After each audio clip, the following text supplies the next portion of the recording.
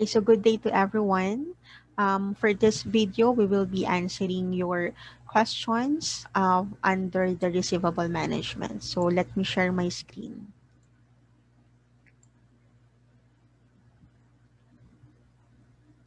So I have here shared with you a video or YouTube video discussing receivable management. And after watching the video, I asked you to comment your learnings as well as your questions. So let us try to answer the question of everyone. So let's have first Rovi's question. In this video, the formula for the average accounts receivable is different from the formula of average accounts receivable in our financial ratio analysis. Parang magkaiba po sila ng structure. Okay. To answer that, the formula might be different, but the concept is the same. What do we mean by that? The concept is to simply get the average receivables for the year. One is considering the daily average multiplied by the average collection period, and the other one, the possible explanation to the second approach, which is presented in our financial statement analysis, is that since financial statement is the available data, so the evident information available are the balances of accounts receivable. No? Although this is a rough calculation of the average receivables for the year. Okay, so technically they are just using different data, but they will arrive at the same figure. Okay, let's have question of Shinky. To have an efficient accounts receivable management, what does what does a company needed to do? Okay, what does a company needed to do? So, to answer that, there is no specific accounts receivable management applicable to all industries that will guarantee efficiency. Okay, for me, what a company needs to do in general is to come up with a policy after considering factors that they believe needs to be considered. After the policy making, this policy must be implemented. So, basically, I think yun yung magiging or yun yung pwedeng gawin ng mga company to have a proper planning to come up with a policy, and at the same time proper implementation of the policy will be beneficial in efficiently managing your accounts receivable. Okay. Next is a question from James. Question of James is how accounts receivable is optimized. Okay. A number of strategies are available for companies to optimize their accounts receivable. These strategies are directed towards one goal, and that is for the accounts receivable to be realized. And for me, in order to optimize the receivables, the basic thing to do is to collect it. That's probably the goal. The goal of any accounts receivable management is at the end to collect it and to realize it into cash, to convert it into cash. Now, when I browse the internet, I have come through with some strategies that can be implemented by companies. So, first one, of course, talks about the approval, the credit approval. There must be a clear and concise process for issuing credit and recovering the credit. Okay, so ibig sabihin, dun pa lang nagsisimula yan doon sa pagkakaroon ng tamang policy with respect to sino ba ang bibigyan mo ng credit. Kaninong customer mo ba i-extend yung credit mo? And after that, you must also have to come up with a customer master data. So this is important for you to have readily available profiling of your customers so that you can identify which customer has a credit limit, what are the terms that can be applied on their accounts, and among others. Okay. Also, dapat meron ka ring strategy with respect to invoicing and billing. Okay? Invoicing and billing, medyo kung titingnan mo, parang clerical work siya. Or parang mechanical siya. Pero commonly, nagkakaroon din doon ng error. So, dapat dun sa invoicing and billing, it must be accurate and at the same time timely. Okay? Also, pagdating dun sa punto na magkakaroon na ng cash collection, okay, so may pera na, meron nang ibinayad sa iyo yung customer mo. So, dapat meron ka ding process kung paano mo to i-apply. Okay, what does it mean? Kasi, in terms of cash application plus processes, if there are numbers of invoices representing the account of your customer, ibig pong sabihin, marami siyang transaction. Bawat transaction, puro credit yon. So, the moment they pay, you have to identify to which particular invoice will it be applied. Hindi yung babawas mo lang siya sa utang niya. Kung hindi identified mo, okay, so nagbayad siya ng 100,000. So this 100,000, aling invoice to natin i-apply? Is it invoice 1, invoice 2? Okay? And then, of course, in terms of collection process, it should start with accurate accounts receivable reports, and the rest will just simply to follow the policies plan for collection. Ano po? So, ibig sabihin, there must be an accurate report ng utang. Kasi hindi ka pwedeng pupunta dun sa sa may utang sa'yo at sasabihin mo, parang ang utang mo po ay ganito. Parang ang utang mo po ay ganito. And then, sasabihin mo na, let us say, parang 100,000 pa po yung utang ninyo. Where in fact, alam ni customer mo na hindi 100,000. Whether it's 150 or 90,000, the point is, what you're telling them is not the accurate amount. So if you cannot tell them the accurate amount, magkakaroon sila ng doubt ngayon with respect to your capacity to have an accurate records. So wag mong bibigyan ng butas or magse-serve yan as loophole. Hindi alam ng company na to yung pagkakautang ko or hindi nila mabigay sa akin yung accurate balance ko. So baka maging reason pa yun para magkaroon kayo ng disagreement. Okay, so you have to have an accurate receivable report and follow the policies you intend for collection. Okay, so let's have now the question of Rayaline. In the absence of one of the listed in the collection policy system, can we consider the collection efficient? Maybe yes, maybe no. Well, yung stand ko dito is there are collection policy system, or there are policies, or there are factors to be considered when you make policy. But it doesn't give you any assurance that when you use them all, it will guarantee efficient management. Okay? The same as if one is absent, it can guarantee, or it cannot also guarantee efficient collection. Okay?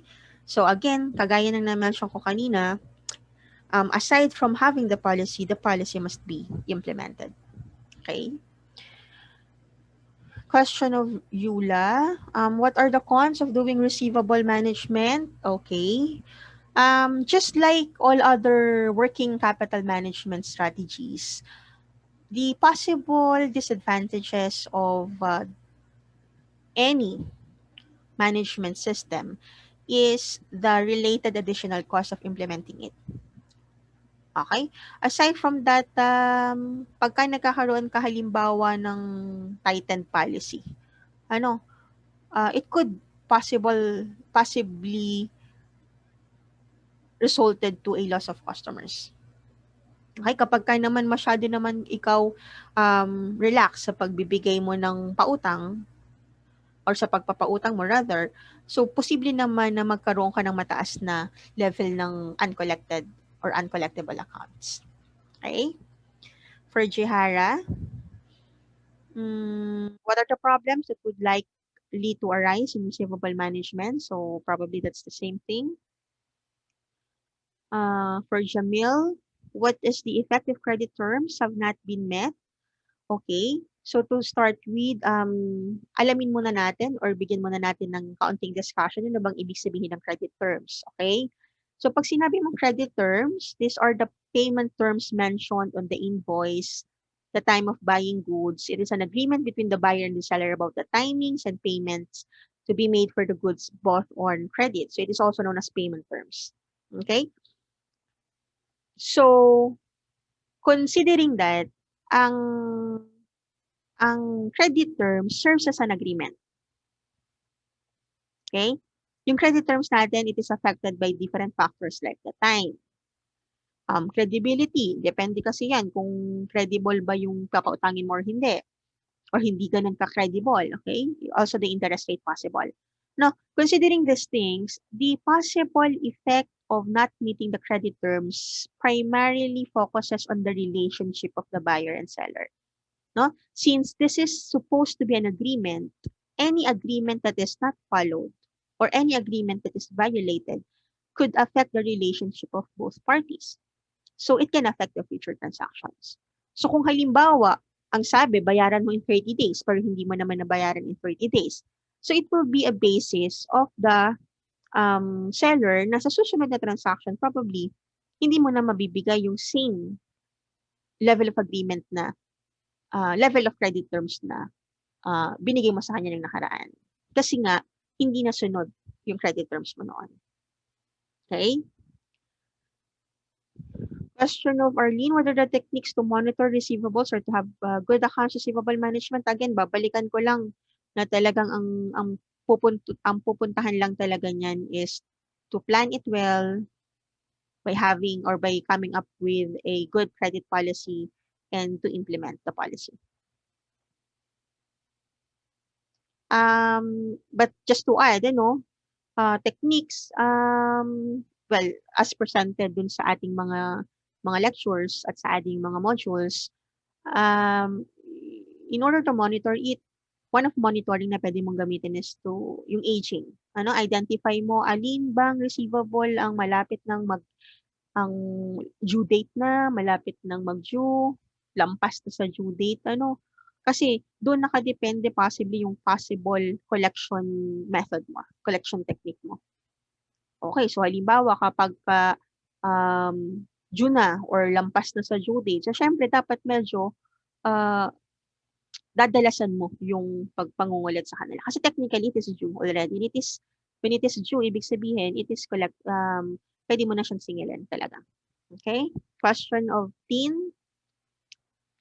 How can a company benefit in credit relaxation policy? Does it more risky because of a possibility that an entity will encounter insolvent customer? Okay. So, okay. Consideration should be given to the company's investment in accounts receivable. Bakit po? Since there is an opportunity cost associated with holding receivable balances. O bakit? Kasi instead na naging pera na siya, as a receivable pa rin. So kung receivable yan, hindi mo yan mapapakinabangan. Okay? Kasi pag receivable yan, open account yan, current account yan. Wala ka naman, hindi naman siya nag-earn ng interest. Okay, so as much as possible, you try to minimize also the amount that you are investing in your accounts receivable. Now, the major decision regarding accounts receivable is the determination of the amount and terms of credit to extend to customers. The credit terms offered have a direct bearing on the associated costs and revenues to be generated from receivables. Now, pag sinabi mong credit relaxation policy, anong pinaka-benefit na makukuha mo doon? Definitely, higher sales. Kasi, sabi nga, masyadong relax yung policy mo. So, ibig sabihin, kahit sino pwedeng makautang to that extent. Ganun katindi ang pinaka-possible na mangyayari kapag masyadong relax ang iyong credit policy. Now, kung mataas ang iyong sales, in turn, it could also lead to higher average accounts receivable. Okay? So, posible din nga, sabi nga ng question 18, possibility that that entity will encounter insolvent customer.